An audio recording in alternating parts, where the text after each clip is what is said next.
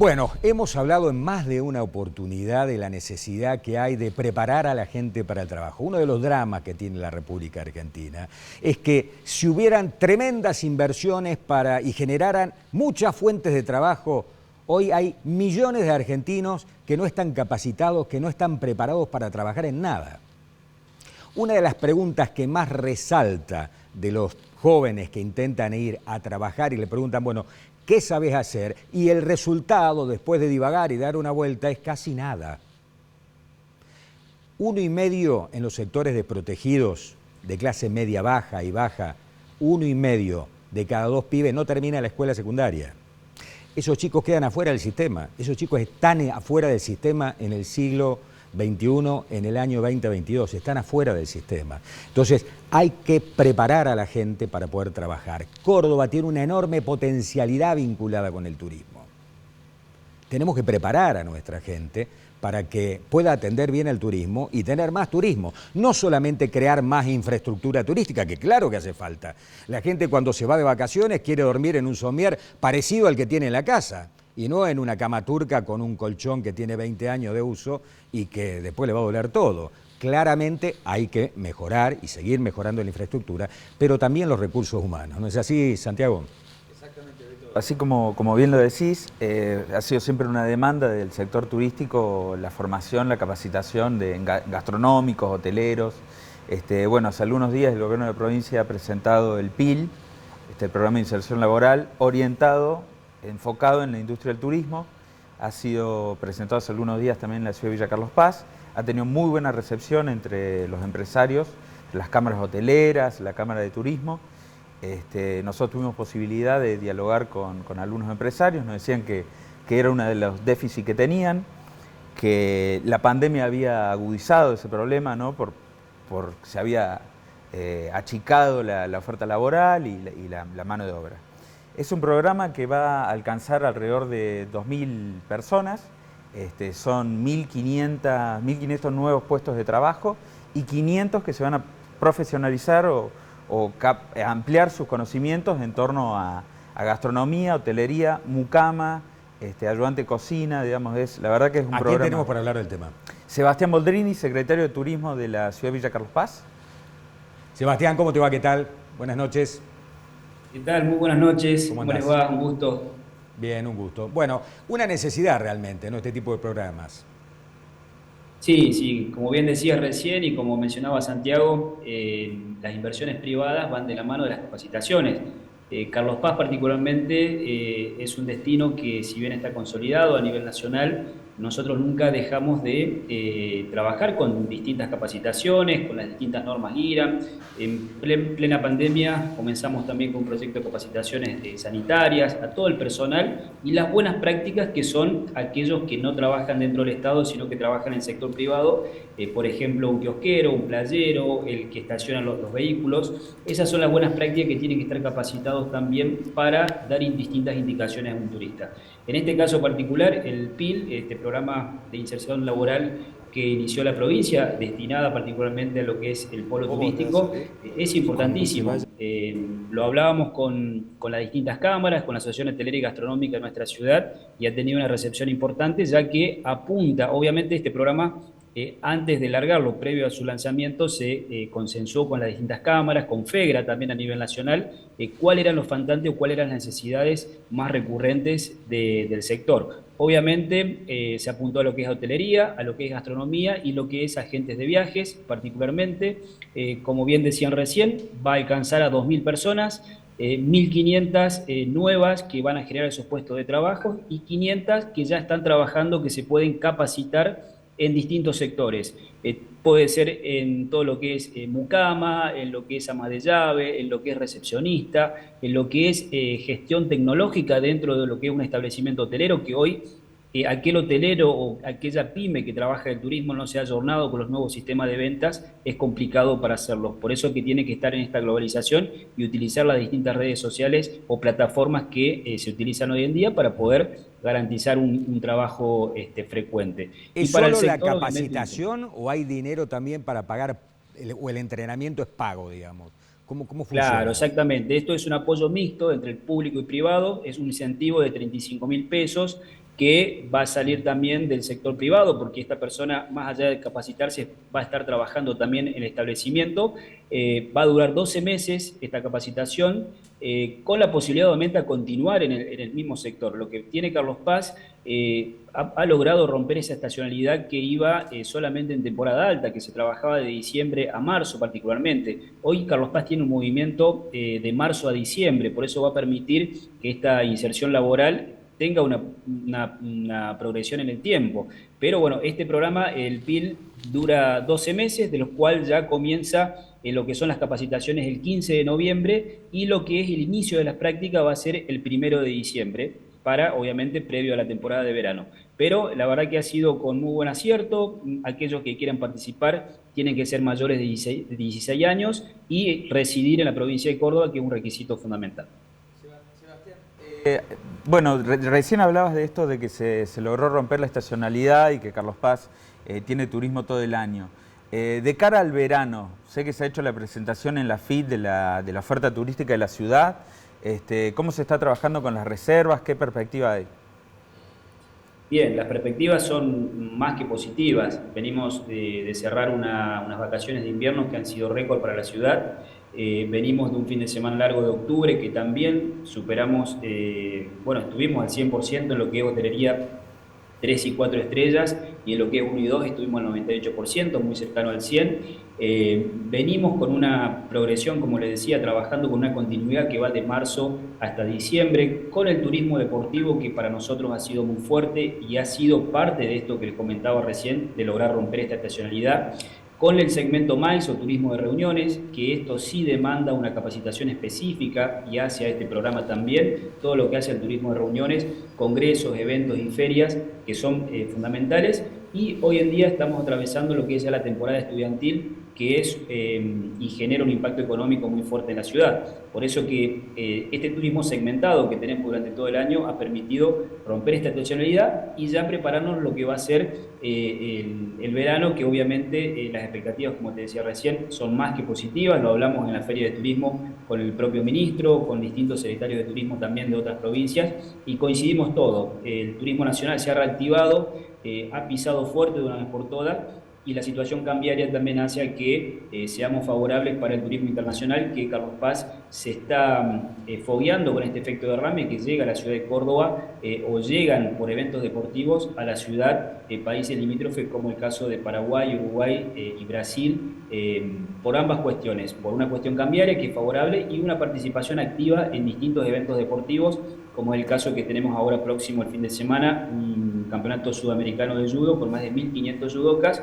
y las delegaciones de Brasil, Paraguay y Chile son las que mayor participación tienen. Bien.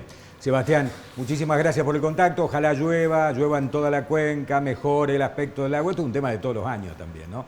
Todos Totalmente. los años más o menos a esta altura estamos preocupados porque el agua está verde, porque está bajo, y siempre después se recupera, ¿no? Ojalá sea pronto. Ojalá sea pronto, porque es nuestro espejo de agua, es nuestra imagen también turística. Por suerte tuvimos una lluvia y ha tenido una creciente importante que ya ha logrado sanar. No, hace falta más todavía, así que crucemos los dedos para que las lluvias continúen. Gracias, Sebastián. Gracias a vos, un abrazo grande. Un abrazo.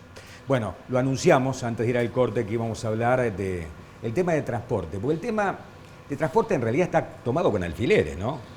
Cuando hubo un paro y una supuesta resolución, creíamos que el tema ya estaba solucionado y en realidad yo creo que hasta se perdió una inmensa oportunidad en el Congreso de la Nación para decirle al gobierno nacional: todo gobierno tiene derecho a tener un presupuesto para poder ejecutarlo, pero también nosotros tenemos presión, los diputados, legisladores, senadores y diputados del interior de la República Argentina, para que tratemos de convencer al gobierno central, muy unitario para mi gusto, y los que estuvieron antes también, para que haya una redistribución de los subsidios, porque si no, el tema es siempre del interior, el problema es siempre para el interior y no es para la gente del AMBA, no es para la capital federal y el conurbano bonaerense.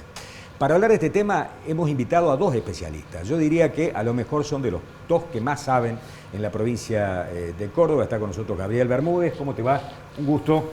¿Qué tal? Igualmente. Gracias por la invitación, Beto. Que has estado en todos los estamentos, ¿no? Municipal, sí, provincial, nacional. Sí, sí. Y sí. Esteban Martos, que fue subsecretario, ¿era el cargo o director? En la época de Rubén Martí. Director y asesor del secretario.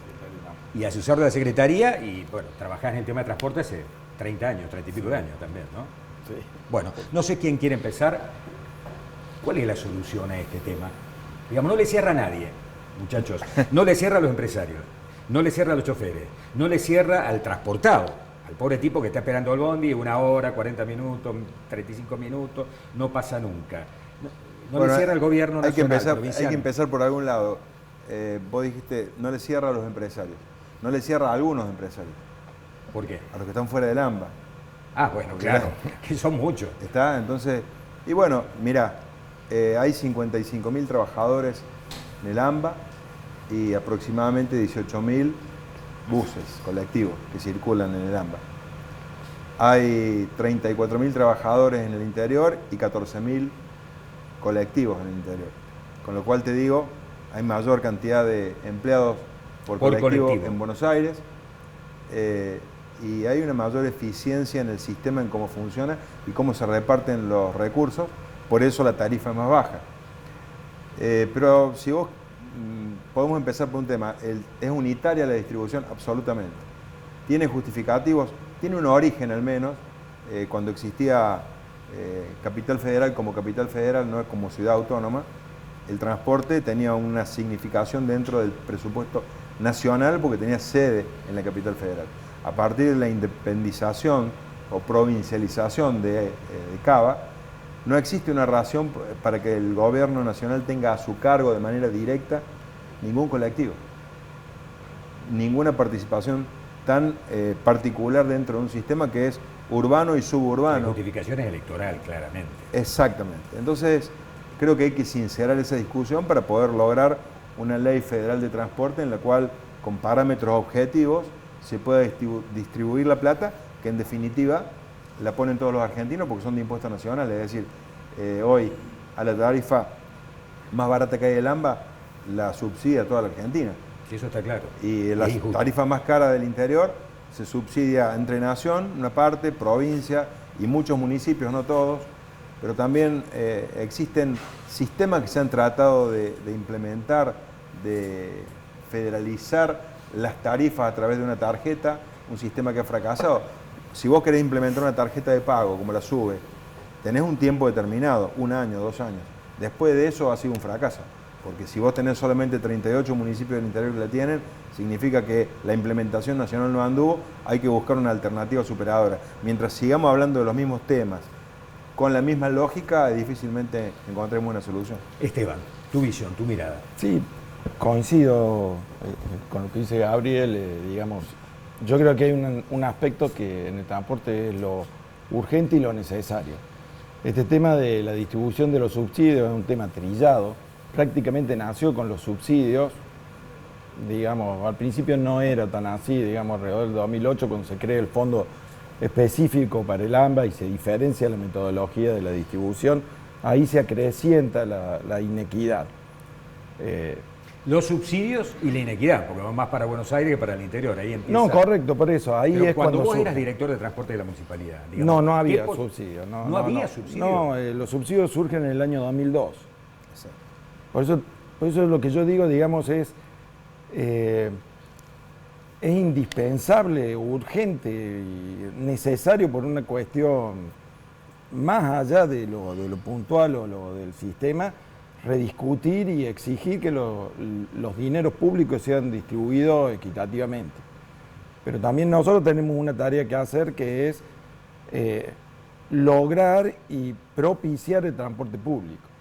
Cuando vos decías recién, yo hablo del sistema de Córdoba, específicamente de Córdoba Ciudad. Cuando no había subsidios en Córdoba Ciudad, había más servicios que los que hay hoy. Entonces, digamos, la necesidad de los subsidios es cierta, que sean equitativos porque distorsiona. Es cierto también que la coyuntura actual, con esta inflación y esta dispersión de precios relativos, es muy difícil cualquier tipo de actividad.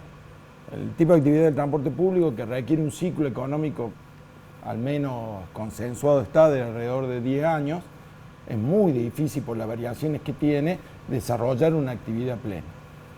Pero también es Porque cierto... a un empresario le afecta este tema de los costos de lo que vos me estás hablando.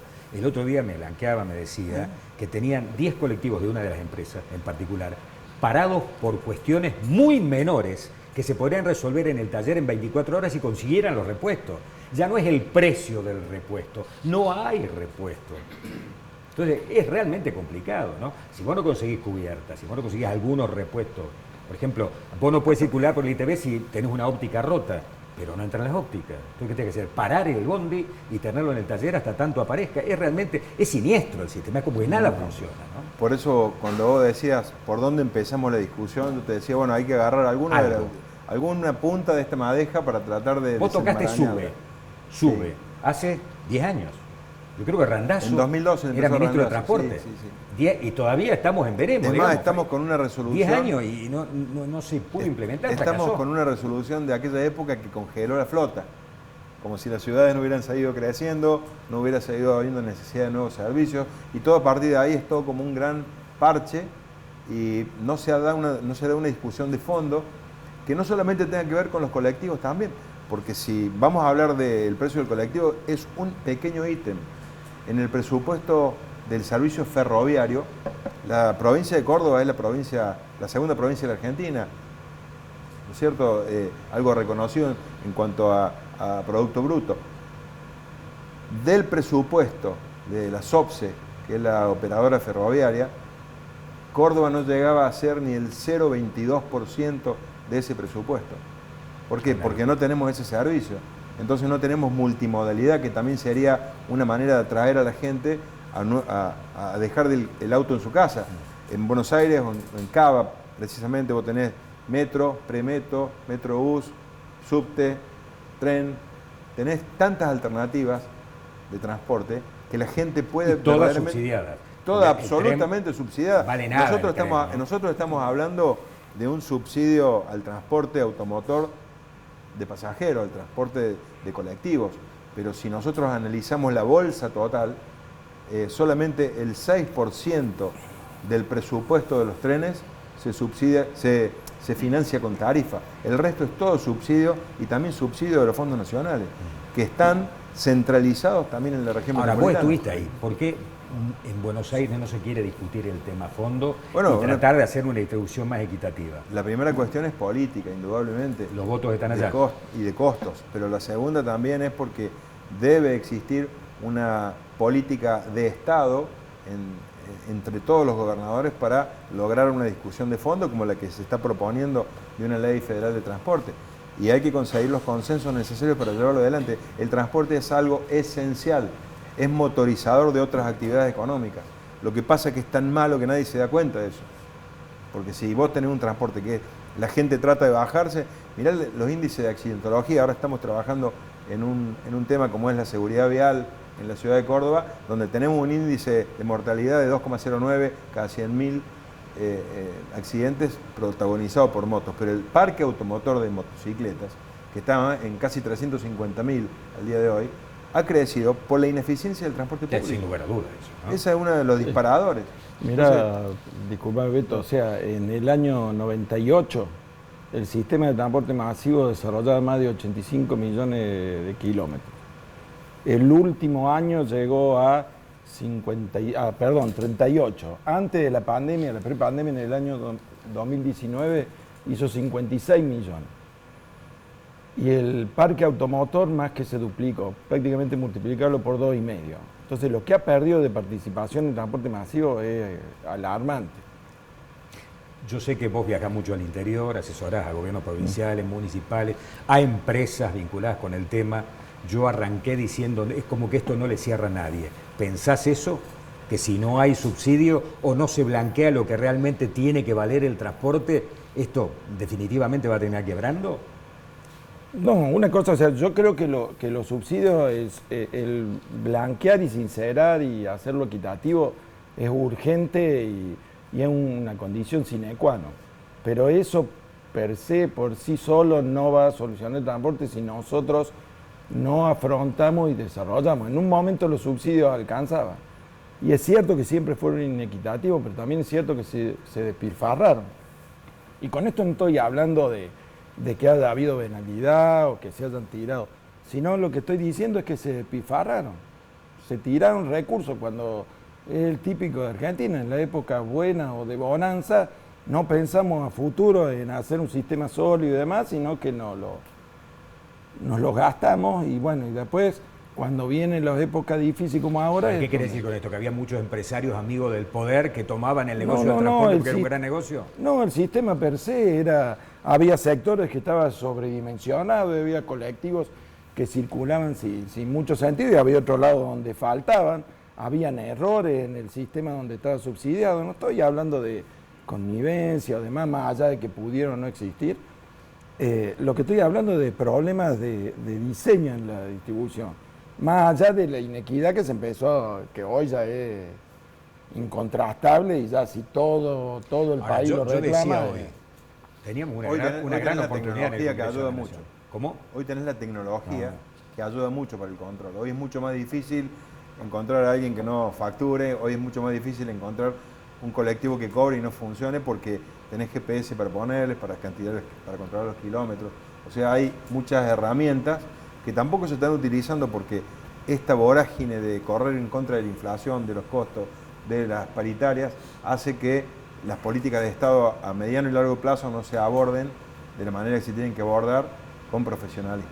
Bien, yo decía hoy, hemos perdido una enorme oportunidad. En el Congreso de la Nación hacía falta aprobar el presupuesto y sabemos que en política lo que se hace en la mesa de discusión de la Cámara de Diputados y del Senado es negociar cosas, es decir, muchachos, van a tener presupuesto, pero den una mano con esto porque nos quieren quemar vivos en el interior. Pero fíjate que, no el hecho de que no hubiera presupuesto fue peor. Sí, sí, porque claro. le asigna la discrecionalidad y la arbitrariedad a quien tiene Me la parece que los para legisladores terminan respondiendo corporativamente a las indicaciones de su partido político y de sus líderes y no en definitiva a las necesidades de la gente. Hace falta discutir una ley más equitativa para que haya, como dijiste, una ley federal de transporte. Bien, ha sido el puntapié inicial, siempre los tiempos son cortos en televisión, Sí. pero le agradecemos muchísimo a los dos que hacen. No, gracias a vos. Felicitaciones por Talleres y a vos por Belgrano. Uno ascendido y el otro, guarda con Patronato. No, es fácil. Es bravo el partido. Sí. Es bravo. Y no tenemos la Copa Libertadores todavía. Ayer nos Con conectamos Boca lo mientras hubiéramos estaba tenido. jugando Talleres, por eso lo digo, ¿no? Bueno, nosotros nos vamos a la pausa. Cuando reencontremos vamos a hablar de los ascensos a estos cerros más complicados que tiene Córdoba, que vienen más que complicados. En 24 horas, 3 rescates por parte de la provincia. Ya venimos.